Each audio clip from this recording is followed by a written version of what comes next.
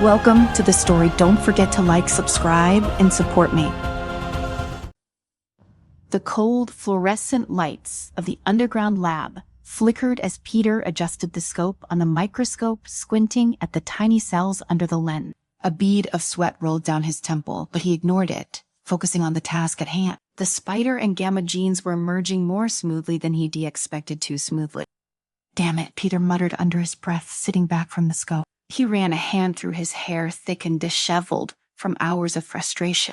Across the room, Bruce grunted, his massive frame hunched over a console, typing with speed that defied his sight. "What's wrong now?" Bruce asked, his deep voice echoing slightly in the sterile room. "Peter, it's working. The gene fusion. It's stable. For now." Bruce looked up, his brow furrowing. "Isn't that what we wanted?" Peter shook his head, standing and pacing the length of the lab. "It's still what they wanted. It's still what Dr. Lawson and his damn organization wanted from the beginning. But Bruce, we were never meant to see this through. We were supposed to figure out the theory, the science, and then hand it over. But this is beyond what we signed up for. These aren't just experiments, they're weapons." Bruce's expression darkened. He already knew what Peter was going to say. They'll use them, mass produce them, sell them off to whoever can pay the highest price. And once they perfect it, Peter said, stopping to face Bruce, "it'll be over for us. We know too much." There was a long silence between them, punctuated only by the low hum of the lab equipment. They had been working on this project for nearly 3 years. It was supposed to be a breakthrough in human evolution, a way to enhance physical abilities, strength, intelligence. But the moment Dr. Lawson had mentioned super soldiers, Peter knew they were being used for something far darker. Bruce stood, his shadow looming over the room, as he walked toward Peter. "So what's the plan?" Peter didn't respond at first. He moved back to the computer and quickly typed a series of commands. The screen flickered as data scrolled rapidly across it. "We shut it down. Erase everything, destroy the samples, and get the hell out of here before Lawson finds out what we've done." Before Bruce could respond, the door to the lab slid open with a soft hit. Dr. Lawson strode in, his polished shoes clicking on the tile floor. His sharp, pale features glinted in the harsh lab light as his cold blue eyes surveyed the room. "Gentlemen," he said with a smile that didn't reach his eyes, "how are our experiments progressing?" Peter's heart hammered in his chest, but he forced a casual expression. "They were progressing, but we still have a lot of work to do before we can fully stabilize the fusion." Lawson's smile widened, though it was anything but warm. "I see." He took a few steps closer, his gaze sliding over the equipment. "I am sure you'll do everything necessary to see this project to its conclusion." Peter clenched his jaw. He hated how Lawson spoke, as if they were pawns in some sick game. "Of course," he replied, though the words tasted bitter. Lawson lingered for a moment, longer, his gaze sharp and predatory. "Good. Keep up the excellent work." With a nod, he turned and exited the lab, leaving the air heavy with tension. Peter exhaled slowly, glancing at Bruce. "We need to move faster." Bruce nodded grimly. "Agreed." That night, Peter and Bruce worked in silence, erasing files, deleting every trace of their research from the system. Every keystroke felt like a countdown to their escape. They knew that once the data was gone, it wouldn't be long before Lawson and his goons figured out what was happening. Suddenly, the security alarms blared, red lights flashed across the lab walls, and a metallic voice droned over the intercom. "Security breach detected, lockdown in progress." Peter's heart leapt into his throat. "Shit." Bruce was already moving. "They ran to us. We have to go now." They grabbed what little equipment they could carry, portable drives with the last bits of encrypted data they hadn't managed to wipe yet, and bolted from the lab. The hallways were bathed in flashing red light as the lockdown doors began to seal shut. "We won. Make it to the surface," Bruce growled, his muscles straining as he sprinted beside Peter. "We'll probably be trapped down here." Peter's mind raced. He didn't know what to do, where to go, but then a thought struck him. The sub-level, the old experimental chambers, they were not on the main grid. Bruce didn't hesitate. They veered left, sprinting toward the elevator that led to the sub-level. The air grew colder as they descended, the hum of the elevator filling the tense silence between them. The doors slid open, revealing a dark, deserted corridor. This part of the facility hadn't been used in years, ever since the experiments down here were deemed too dangerous. But that was exactly why it was perfect. They hurried into one of the chambers, slamming the door behind them. Peter locked it manually, hoping it would buy them some time. "We can hide here for a while," Bruce said, catching his breath, "but we can't stay long. They all send teams after us." "I know," Peter replied, pacing the room. His mind was spinning. They needed to get out of the facility and far away from Lawson Seaweed. But without more data, without understanding how the gene fusion could be reversed, they were walking time bomb. Suddenly, a strange sensation washed over him. His skin tingled, his vision sharpening, becoming almost too clear. He clutching his head as a wave of dizziness hit him. Bruce's voice sounded distant, muffled. Peter looked up, blinking as the world seemed to tilt. His fingers were moving faster than his brain could process. His strength, his reflexes, they were changing. "Bruce," Peter rasped, "it's happening. The fusion, it's starting." Bruce's eyes widened as he stepped back, realizing that the same thing was happening to him. His body felt like it was on fire, his muscles bulging with raw, uncontrollable power. His vision pulsed with green hues and his skin prickled with gamma energy.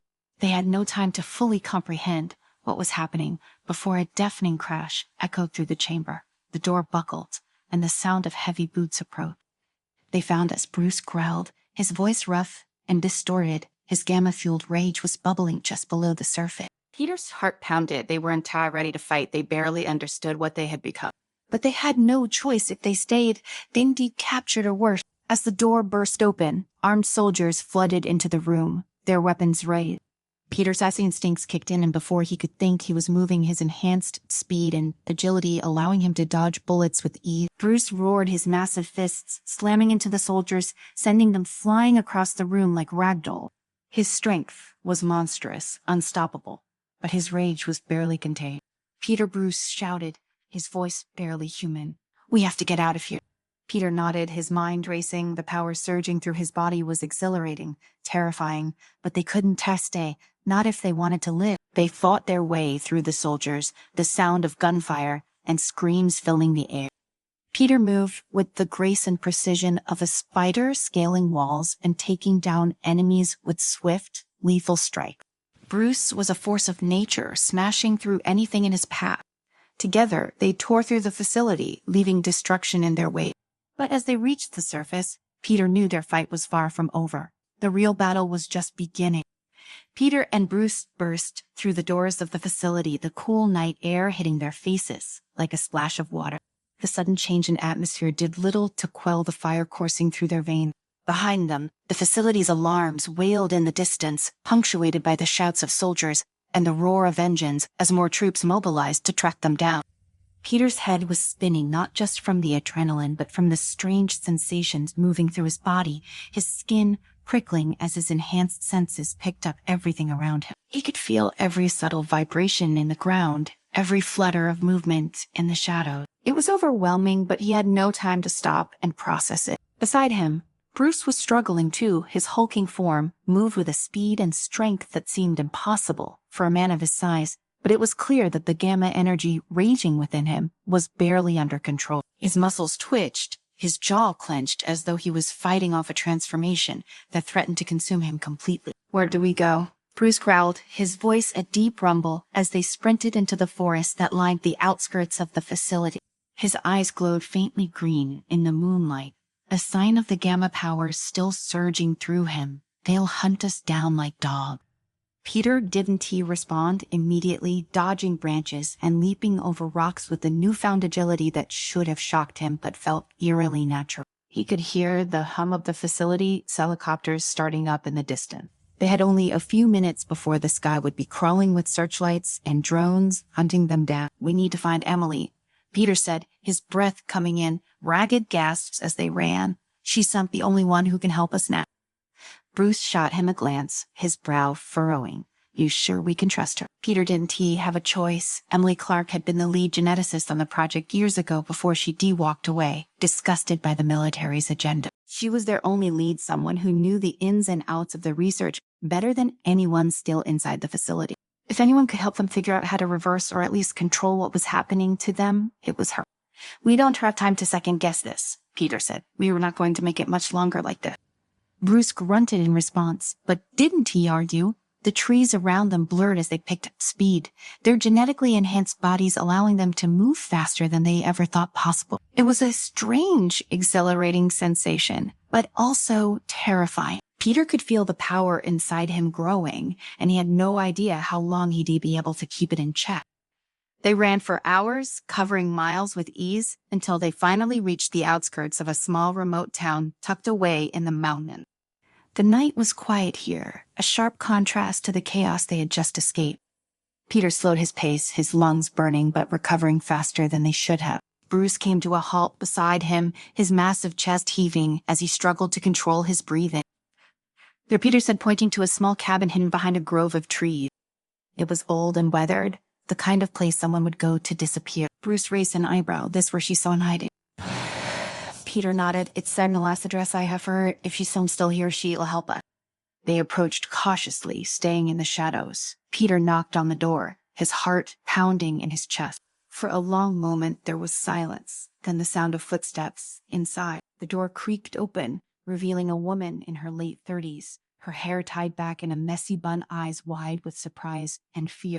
Peter, Emily said, her voice barely above a whisper. He nodded, swallowing hard. We need your help. It's so happening again.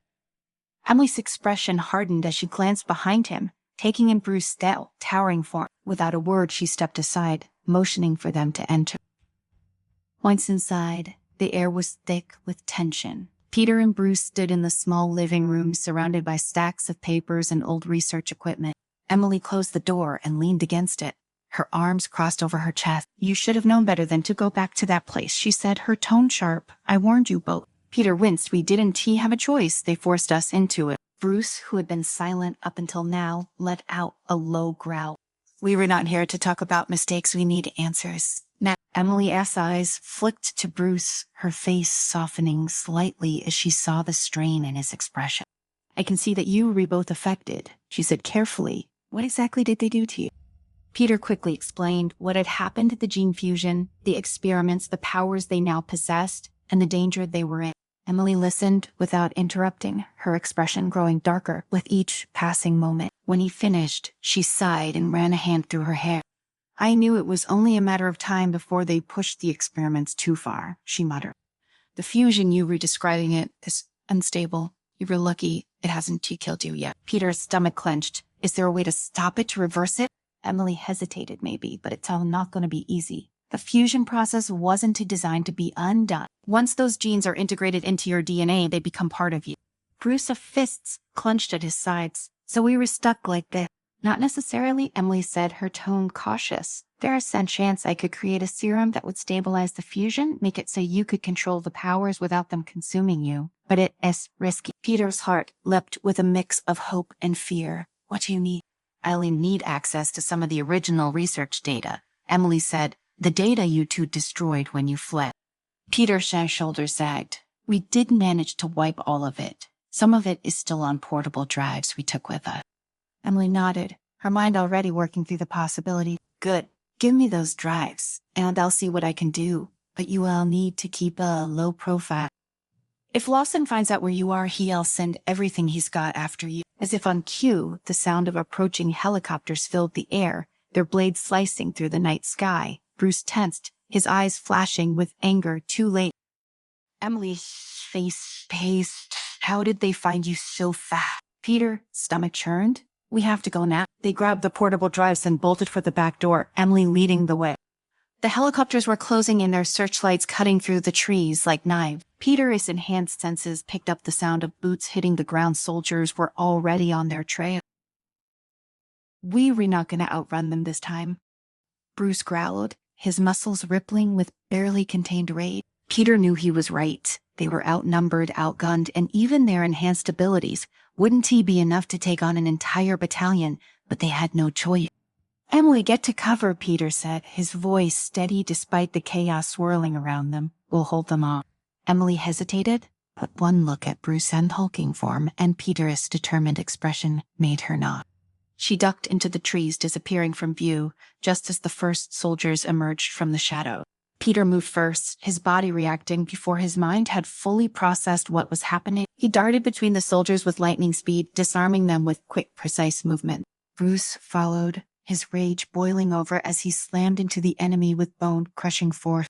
The fight was brutal and fast. Peter's senses were sharper than ever, allowing him to anticipate the soldiers' every move. He scaled trees, launched himself into the air, and struck with deadly accuracy.